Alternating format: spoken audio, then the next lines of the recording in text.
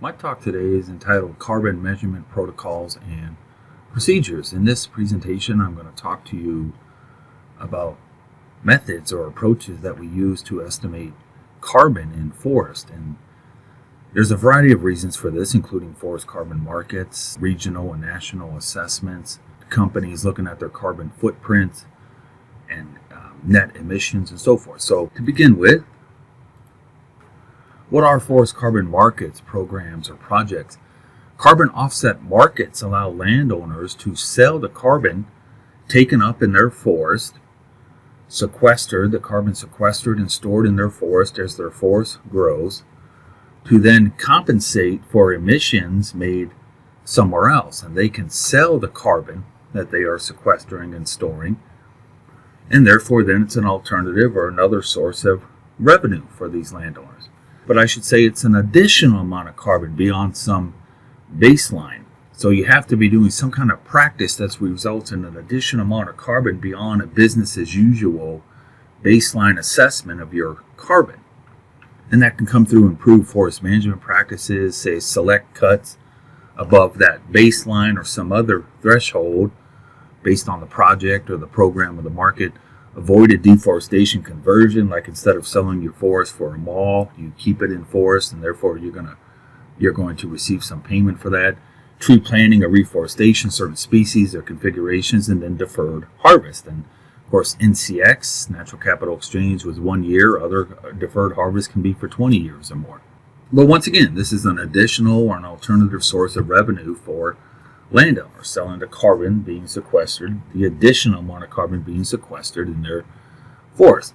So here's just an example of business as usual. And this is more of a traditional loblolly pine plantation. I'm not sure today with the pine markets that we have, and particularly the pulpwood markets in much of the southeast, whether you can do this. But nonetheless, traditionally, then this was the business as usual. And one thing I want to say is that these forests are sequestering carbon. It's not just the forests that are enrolled in a forest carbon market or project or program. All forests sequester carbon. Once again, that's the key point of business as usual, the baseline and additionality, that you're doing some practice that's resulting in an additional amount of carbon being sequestered beyond your business as usual baseline. So with loblolly pine plantations, you plant year zero, and of course these trees grow in size, and at some point there becomes intense competition, and light, moisture, and nutrients become limiting, and therefore to keep trees growing, to keep them vigorous and healthy, and therefore to receive an earlier financial return, you're going to thin. And so then I'm going to thin back, and then once again they're going to keep growing, and I could thin back, say I'm going to thin at 15, then again at 21, and then clear cut at age 28. Now this is by no means the only scenario. This is just an example. But definitely this forest is sequestering carbon. So with NCX, Natural Capital Exchange, it was a 1 year deferment. And of course you could have a 5 or 10 year deferment. There are definitely different programs. But instead of that thinning at age 15, I could defer for 1 year. And so I'm sequestering or storing an additional amount of carbon on the landscape for 1 year. It could be for 5 or 10 years. Well, I'm giving up that revenue. And I'm also, of course, I'm going to take a little bit of risk there. So therefore, then by deferring that, that's a direct practice because I enrolled in this forest carbon market, and that practice results in an additional amount of carbon being sequestered or stored on the landscape. Therefore, I should receive some payment. Well, in all these cases, I got to quantify the amount of carbon. If I'm going to use this as my baseline under business as usual, I need to know how much carbon is being sequestered here. And that comes through some kind of inventory, some kind of estimation approach. I then need to estimate the amount of carbon that's being sequestered if I defer it for a year versus if I thin it back. And that then, knowing that, I'm going to come up with then how much additional carbon is being sequestered, and then I'm going to come up with the amount of payment that this landowner should receive. So definitely estimating the amount of carbon and forest inventories and so forth are very important for forest carbon markets and programs.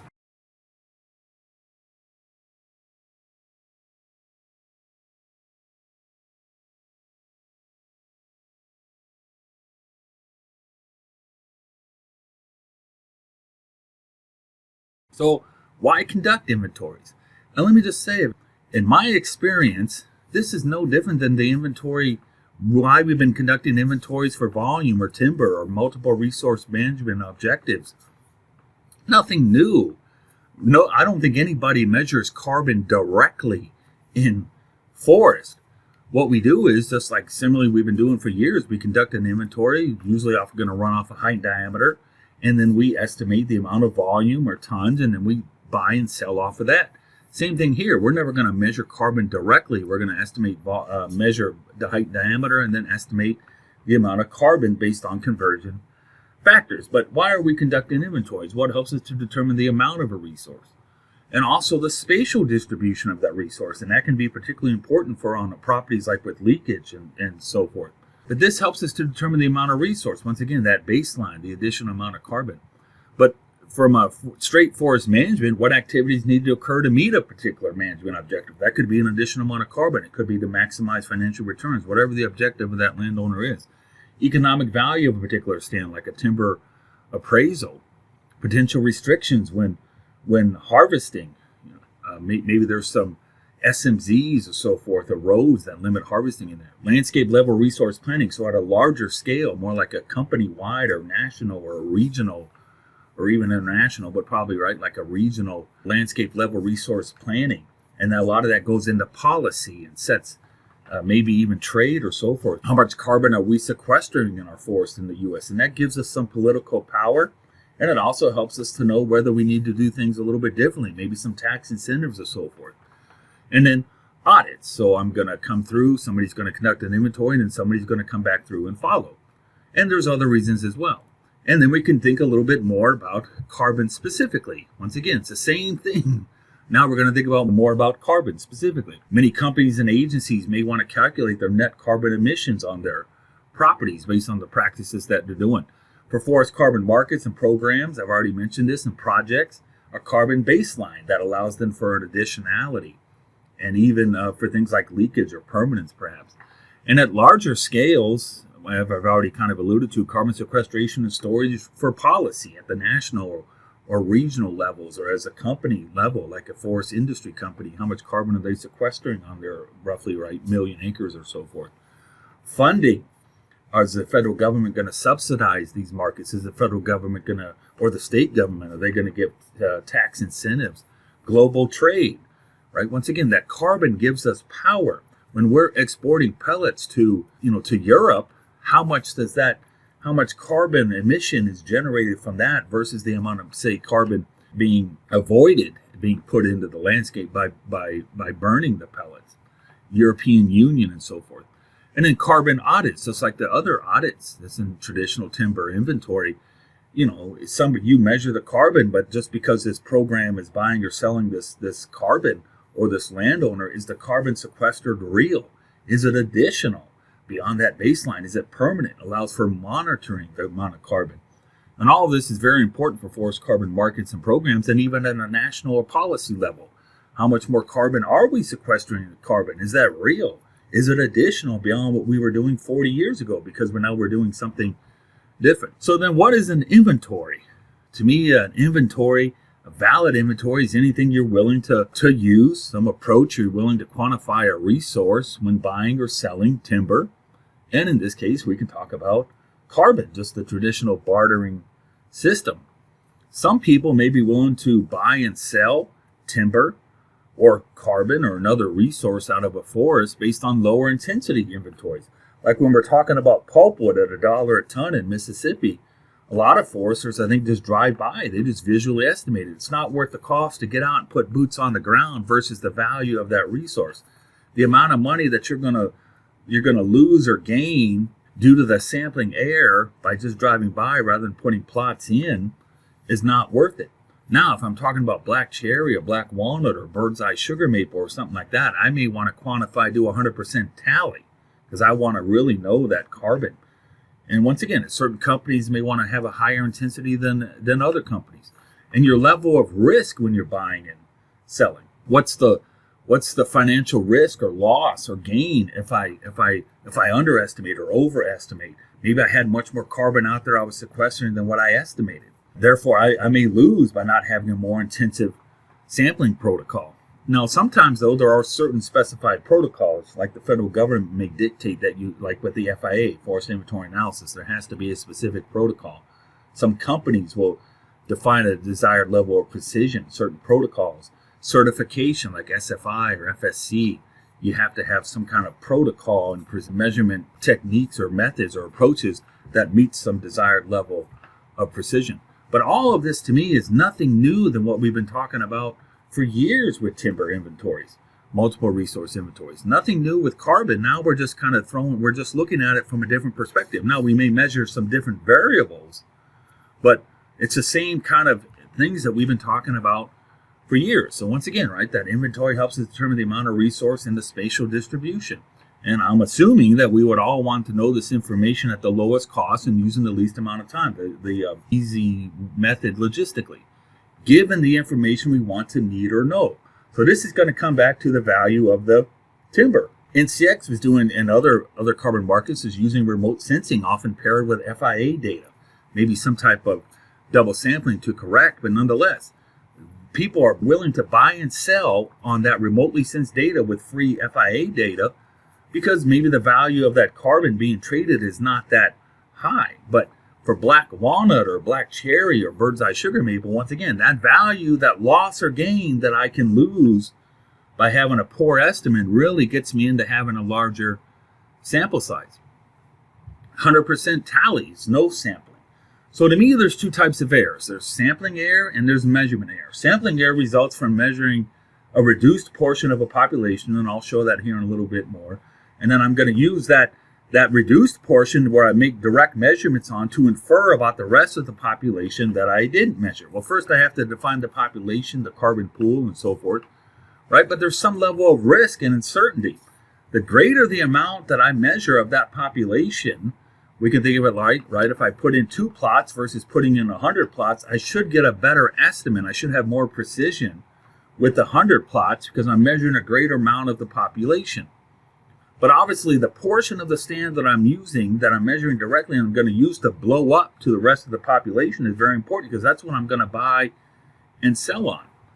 So sampling error then results, as I mentioned, from measuring a reduced portion of the population. Then you have measurement error. So measurement error is like the true height is 75 feet, but I measured it to be 70 feet because I'm not very good with the laser or with the Sunto, or the diameter was 10 inches, but I called it 10.6 inches. I measured it too low rather than at 4.5 feet.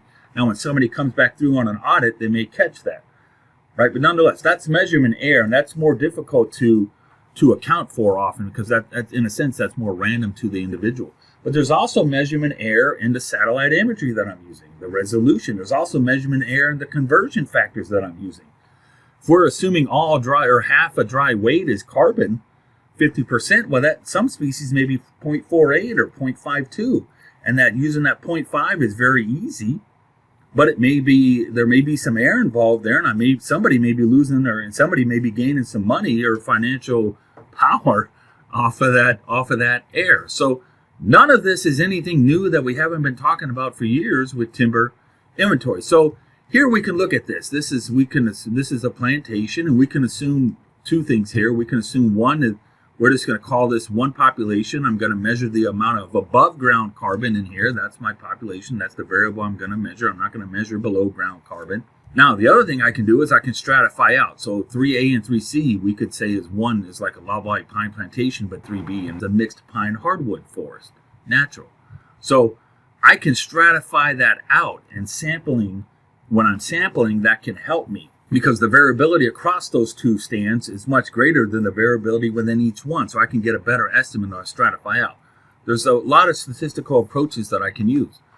But here's the reduced portion. I can't measure all. We're just going to say 3A and 3C. We're not going to measure 3B in this case. Here is my population. For some reason, logistically and probably cost, I can't measure every tree out there. So I'm going to have to sample. I'm going to measure reduced portion of this whole area in here. And then I'm going to use that reduced portion to infer about the rest. Well, once again, right, I need to make sure that my sample is representative of the population. And I can increase the sample size. The only way I can really get improved precision is by larger sample size. And that can come through more plots. Maybe I put in 6 or 7 rather than 4, or larger plots. I could put in smaller plots and have many more plots. So there's all these sampling protocols. Then there's unbiased estimators and biased estimators that maybe can help with accuracy. And then auxiliary information. So maybe I measure these 4 on the ground. I then use remote sensing. And so I use remote sensing to estimate everywhere in the population. Thus, in a sense, I'm measuring everywhere. I then take the remote sensing here and in these 4 plots, and I pair it to the on-the-ground measurements. And I then correct my estimates here just where I just have the remote sensing data. Now, if there's a strong statistical correlation between the remote sensing signatures, say, and the on-the-ground data, boots on the ground, then by doing the remote sensing, I've essentially measured this whole area. Now, if there's a weak correlation, then knowing the on the ground doesn't really help me. So that's where you need that statistical correlation to come into play. So often some type of sampling is going to be conducted. And obviously, the greater the sample of a stand, the more the population that I measure on average, I would expect the inference should be better to the entire stand. The blow up should be more representative. The part that I sample should be more representative of the whole population. Why is that? Well, we can get a little bit into sampling theory. Measuring a small portion of a stand increases the possibility of measuring a below than average or a greater than average portion. Remember, I want my sample to be representative of the population. So for instance, if I put 2 plots in there, there's a pretty good probability that those 2 plots could just happen to measure the 2 lowest parts of the stand or the 2 highest parts where I'm going to under or overestimate. Now, what happens if I put 10 plots in? What's the probability of all 10 being the lowest or the greatest? What if I put 100 plots in? What's the probability of all 100 being the lowest and all 100 being the greatest? Right? So the more of the population that I measure, I should reduce the impacts of the outliers, and I should get a more representative sample of the population, and I should have a better inference. But of course, that comes with cost. And so I have to weigh that cost. Once again, what's the value of the resource? What's the value of the carbon? What's the value of the timber? What's the loss or gain incurred by under or overestimating when I'm buying or selling versus the cost of the inventory? None of that's new. We've been talking about this for years, but all of that's coming into forest carbon markets as well. Am I willing to buy and sell off of remotely sensed data paired with FIA data? Am I willing to buy and sell off of that? Well, many people are, because once again, the value of the carbon resource is not that high. Other people may not, but some people are. And what's the intensity of the FIA plots? What's the intensity or the resolution of the remotely sensed data? And then you can think about species composition, slope, aspect, edge effects, etc. That all can create a lot of variability when I'm sampling. And so here's my population here. So I'm going to define, let's just say I'm going to measure below ground and above ground of all tree species in here. And we could do there's this 15 plots. We could do just a random location of them. And often that statistical theory dictates, I believe, the variance estimators and so forth, that it's truly random, so that each plot location is independent of the other plot location. But often we're going to do some kind of systematic grid. There's the potential that all 15 could be down here or all 15 could be up here. And I could do some procedures to make sure that didn't happen when random. Right? But once again, the more plots I put in, the lower the probability of that happening. But here, systematically, I'm going to locate my plots. Now, there's a little bit of bias, I believe, that comes in through the systematic, because this plot location is somewhat dependent on this plot location because it's on that grid and so forth. So nonetheless, though, right, that's going to be some way to measure our population. And then I could even do some type of double sampling, and I'm going to get back to that. Double sampling often in timber inventories, where I measure basal area, which is a more easily and less costly variable to measure, and I only measure volume or tree heights or weights on these black plots. And then I get the relationship between basal area and the volume at the black plots, and then I apply that to the rest of the plots, and then of course I blow that up for the rest of the population. Now, sometimes in the systematic grid, I got to make sure if I'm going to do that double sampling that I don't locate them systematically just down here, because right, this part of the population may be different than this part, and that's where you could even do some type of stratification. As far as I know, nobody measures carbon directly in operational inventories, whether national level or like for timber companies or timber sales or carbon sales, I should say. We're always going to run off a diameter and height, and then some type of assumption about volume, and most likely we're going to take volume to dry weight or estimate dry weight directly, but we have some way in a research setting, we're going to do very intensive measurements, develop models, equations to estimate volume, carbon, dry weight, green weight, or so forth, and then get back at the carbon through conversion factors.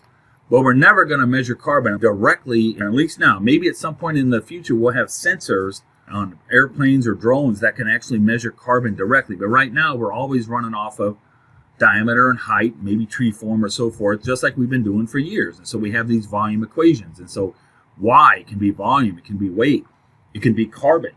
I'm just predicting carbon as a function of diameter and height. So we can see here d squared h. D squared h. Well, d squared, that makes sense. Volume. Carbon is probably going to be highly correlated to volume. And d squared, you can think of it as area, basal area, d squared, that's area, that's 2 dimensions, times height, the 3rd dimension. And volume, of course, is a 3-dimensional variable. So these equations then make very good sense that if I just measure diameter and measure height, I could get a pretty good estimate of volume or carbon through conversion factors. And that's often how we're going to do inventories. That's, as far as I know, everybody's basically doing that at this point. Then you have like in a research setting where this is actually a setting where they measured weight. Well, you don't ever really do this operationally. And if I were to do that with carbon, I'd have to cut the tree down. So what I'm going to do here is I'm going to have a vat of water. I'm going to measure the volume of that water, and then I'm going to put the tree in there and measure the volume after I put the tree in, and the difference is the volume of the tree. Well, if I'm cutting the tree down to get carbon, I'm kind of defeating the purpose of sequestering and storing carbon. But we do that often in timber inventories as well, but we're never really going to cut the tree down and measure volume directly. Once again, we're going to do this in a research setting. We're going to measure the height and diameter of this tree or some tree form or other variable. We're then going to take those measurements and then measure the volume or weight, and then through regression analysis estimate these parameters. We are then going to take those equations and use them operationally. So once again, there's always some kind of sampling going on. So then how do we get the carbon? Well, we got the volume or the weight. Usually dry weight is what we're after, because we're often going to make this assumption that half the dry weight is carbon. Now once again, there's some air involved in there. What's the air involved? And what's the value of that resource, and what are you willing to buy and sell on that air? Maybe for water oak, it's 0.49, and by using 50%, there's air involved there. Somebody's losing or gaining money here or there.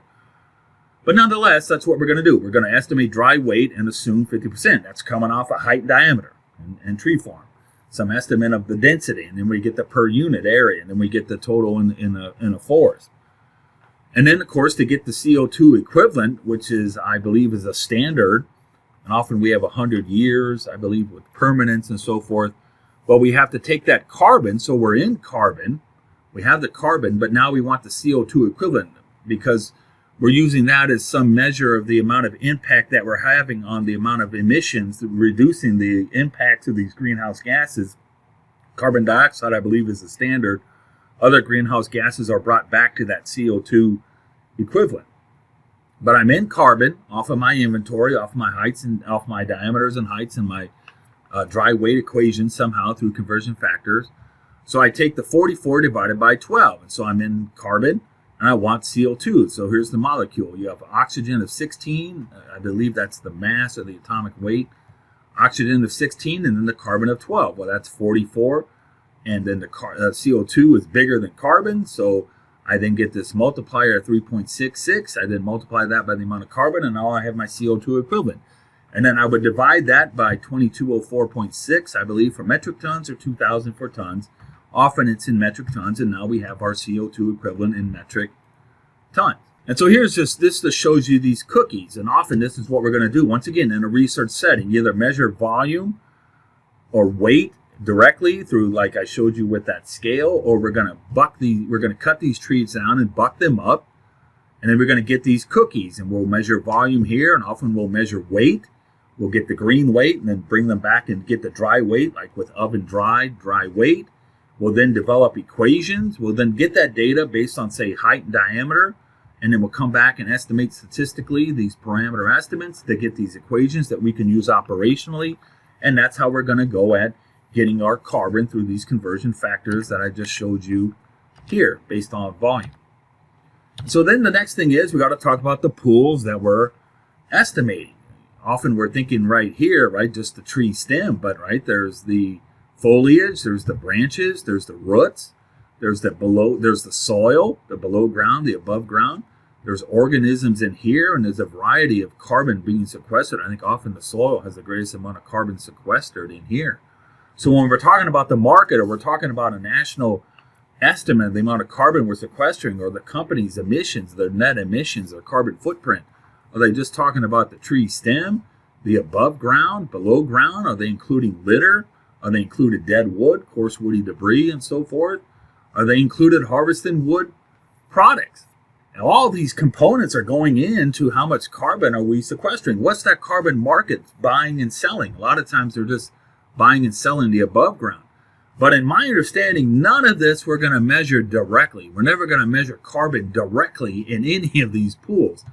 We're going to do some type of equation, make some type of broad assumptions probably for these, and then the harvested wood products, and then in the soil organisms, if we're going to estimate that height and diameter, and then we may use diameter to get the root biomass and so forth. But once again, all of it's coming back to more of a traditional timber inventory, height and diameter, and then some broad assumptions that we've been doing for years. And now we may have an additional conversion factor, like that 50% of dry weight. We can get the understory vegetation is another one out there. Grasses and forbs and shrubs. We can get the dry weight and assume 50% of it is carbon. So really nothing new. This is kind of different, the harvested wood products, because right, we've never really done that except for in the carbon setting. But once again, how much do you think is that actually measured? The carbon's actually measured. We're never going to do that. We're just going to use broad assumptions or equations. So everything's coming back to sampling and equations. So these are the Jenkins models. These were widely used, I believe, in FIA. These were pretty famous years ago. National scale bioestimators for U.S. tree species from Jenkins. And they had these pools or these components: foliage, coarse wood, stem bark, stem wood. Once again, we're never going to measure these directly in an inventory. We're going to get height and diameter, in this case diameter, dBH, and then we're going to predict the total amount of biomass, or the total amount of carbon based on some conversion factor from biomass over to carbon. I'm then going to get this ratio, these ratio equations, and these are going to range from 0 to 1. And each of these components is likely going to have some amount of that ratio. And of course, the ratio cannot be less than 0 and cannot be greater than 1, because you can't have more total biomass than the total biomass you estimate. You can't have less biomass than having no biomass. So they all got to sum up to 1. But nonetheless, I'm going to break this total biomass down into these components. And that's what I'm going to buy and sell on. That's what I'm going to do in my company. That's what I'm going to do in my national, regional estimate of the amount of carbon we're sequestering and storing and where it is spatially and so forth. But once again, I'm never going to measure carbon directly, just more coming off of traditional timber inventories that we've been doing, but now we're just spinning it a little bit differently. We're going to take it another level. And I believe the Forest Service now has a new national scale tree volume, biomass, and carbon modeling system for the U.S., and it was implemented, I believe, in September 30th, 2023, somewhere around there. That's now in the FIA-DB, and FIA is very important, Forest Inventory and Analysis, USDA Forest Service. A lot of these carbon markets and these national and the regional scale assessments in the U.S., and not so much Canada with FIA, but Canada has their own protocols, sampling protocols. They're very important in estimating the amount of carbon and the greenhouse gas emissions and the offsets that we're using and buying and selling in these carbon markets. And I think they have a little more species specific and so forth. But this is just another set of equations that are, I believe, a little more complex. But I believe the roots are still, the below ground is still estimated using Jenkins. But it's similar in Jenkins, but now they have some different equations and it's a little more complex. And then here's just another model system, Baldwin, where they estimated the amount of above ground total bow weight based off of height and diameter. Once again, you're running off of height and diameter. You get the dry weight, assume 50% of that's carbon. You then get the ratio. And this ratio then is up to, here's the total weight. It's a function of diameter and height. You actually, in this case, you don't use 2 and 1. You estimate these with the data, but often we're going to use just 2 for B2 is going to be 2, and that's your basal area. That's your area, right? But I'm going to get the total weight, then I'm going to get some ratio, upper stem diameter, merchantability limit relative to diameter, based on these parameter estimates. Why is that important? Because I can indirectly get the amount of carbon being sequestered in these wood products as I'm hauling out. These are really more for like timber inventories and for timber companies and so forth. But I can get that for the harvested wood product pool. So there's all these indirect ways. But once again, all those pools I'm talking about, below ground, above ground, I'm never going to get them directly. And I've implemented these equations into a tool for loblolly pine plantations, with Jenkins being used to get the below ground, because Baldwin never had below ground portion. But the point being, this is still running off of equations as we've been doing for years. So now we'll talk a little bit about remote sensing, often satellite imagery, but aerial photography, and maybe with drones and so forth. We'll have some different types of remotely sensed. But that auxiliary information that allows me hopefully to increase my precision, as long as I don't introduce bias. And even if I do, sometimes bias estimators are better than a bias. But I can get a more precise estimate by doing remote sensing. And really, because the remote sensing allows me then, with ground, boots on the ground, pairing that through a double sample with remotely sensing to basically measure the entire population. And once again, this gets back to the value of the resource. Are you willing to buy and sell off of remotely sensed data, often paired with FIA, boots on the ground, and maybe some other specific plot measurements that we're using to buy and sell? We're using this remote sensing as a national level estimate of carbon being sequestered and stored. But here's land yield. They use remote sensing. Many of us know base map with NCX that used some type of satellite imagery with FIA plot data. Here's a new satellite imagery, LiDAR, synthetic aperture radar data, high-level assessment of the property's potential. And once again, are you willing to buy and sell off of this remote sense data paired with a reduced amount of boots on the ground through some double sampling? But very common. So double sampling involves estimating the relationship between two correlated variables. One variable, supplemental variable, is more easily and less time-consuming or less expensive to measure, e.g. the remotely sensed data, we would think, right? But it can really get a coverage of the whole population, the whole forest, to the other variable, the principal variable. Really, the principal I'm after is the boots on the ground carbon being stored or sequestered in the forest. But I can't do 100% tally. I can't measure tree height and everything. I can't cut every tree down and actually bucket up and do all that. I don't want to measure height and diameter and height on every tree. So therefore, then I'm going to use this auxiliary information through the remote sensing, with the reduced part of the population being measured with boots on the ground, e.g. often FIA, although some markets have their own plots. CCX had a much more ground-based inventory protocol. But NCX, and many, if you think about it, many of these programs have free inventory now. CCX, I believe the enrollee, the landowner, had to pay for their inventory. Now it's free. Well, probably because, right, you're getting a little less intensive measurement, but this remotely sensed allows me to get an estimate of the carbon being sequestered, the value of that carbon resource, given the error involved in pairing that remote sense with FIA data. So the supplementary is the remote sensing, more easily, less time consuming to measure, with the boots on the ground. And if these two are highly correlated for that forest, then I can, by knowing the remote sensing signature, I can pretty much estimate the amount of carbon in the whole area. And that's where you get into being able to really get free inventory most of the time anymore in these carbon programs or markets. And that gives us then some level of statistical precision at the national level. So it works off a statistical correlation. For instance, if I know basal area, once again, that's a two-dimensional measurement. It's often highly correlated with volume and weight. Weight's essentially a three-dimensional in a way, right? Volume, though, is three-dimensional. So if I have a two-dimensional basal area, often the three-dimensional volume is highly related to that. Well, if there's a strong correlation, small basal area, small volume, large basal area, large volume, then by knowing basal area, I essentially know volume. By knowing the remotely sensed signature, I basically know carbon, because there's a strong relationship with the boots on the ground. Now, if there's a weak correlation, knowing basal area is low or high, it doesn't tell me anything about volume. Volume is basically the same whether the basal area is low or high, so therefore there's a weak correlation.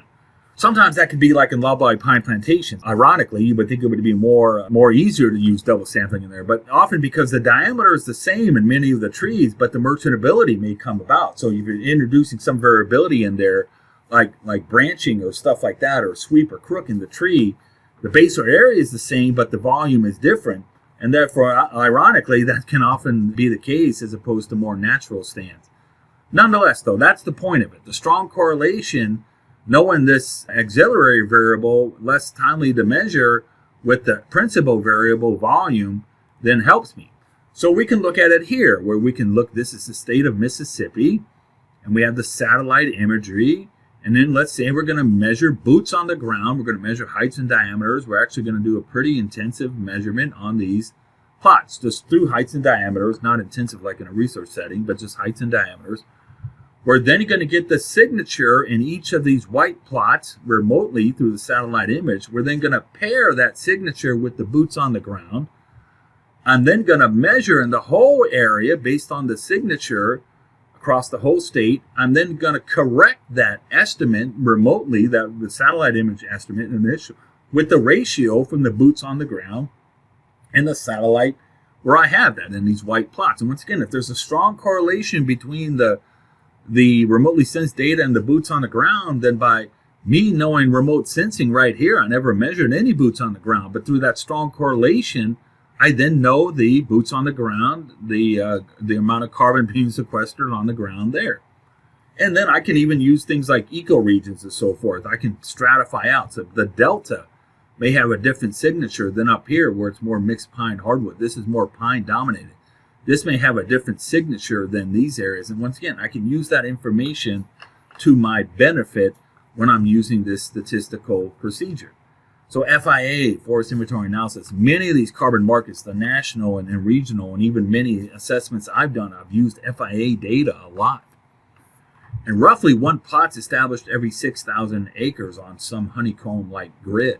Minnesota, for instance, had double intensity, so it was every 3,000 acres. One time, Michigan had triple intensity, so every 2,000 acres.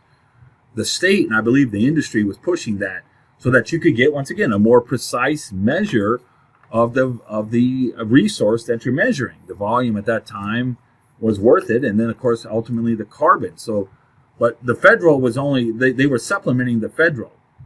So you have these subplots, and they can differ, they can be split and all this. So it's a very, very good measurement protocol, but once again, it's at a relatively low intensity if you're talking about a timber company, but it's free, and that's the big thing, it's free. So a lot of these forest carbon markets and programs use this and pair it with remotely sensed data. Once again, what's the value of the carbon resource given the air involved? What's the resolution of the remotely sensed data? How good is some of this inventory data, right? There's all kinds of different people measuring. How standardized is it? There are some a little bit nuances among the country, the Pacific Northwest, Alaska versus the Southeast and the Northeast and the Lake States and the Southwest, that can create some problems. One is the measurement interval. So often all the plots are going to be measured every 5 or 7 years, depending on the states. But in each individual measurement year, 1/5 of the plots will be measured. But over a 5-year cycle, all the plots will be measured for those states that are measured on 5-year cycles. Could come back to the states supplementing the budget. Some states are measured on a 7-year cycle. So each panel is 1/7. You're going to measure essentially 1/7 of all the plots every year. Nonetheless, though, this is widely used. But remember, all of this is coming back to boots on the ground, heights and diameters, boots on the ground. Then using equations to get all the way up into below ground carbon if I want. Above ground carbon, the amount of carbon in the foliage is all going to run off of traditional variables that we've been measuring for years in timber inventories. Once again, we're just spinning it a little bit differently. So here's NCX. They had Sentinel-2 imagery, land cover, the FIA plot data here. They were getting these variables from the FIA plot data, pairing with the Sentinel-2 imagery. They had these ecoregion boundaries like the Pacific Northwest versus the Southeast, so that maybe if there's a signature confusion there, if I'm measuring in the Pacific Northwest, I know there's no loblolly there, so it cannot be loblolly. So it's got to be Douglas fir or western red cedar or so forth.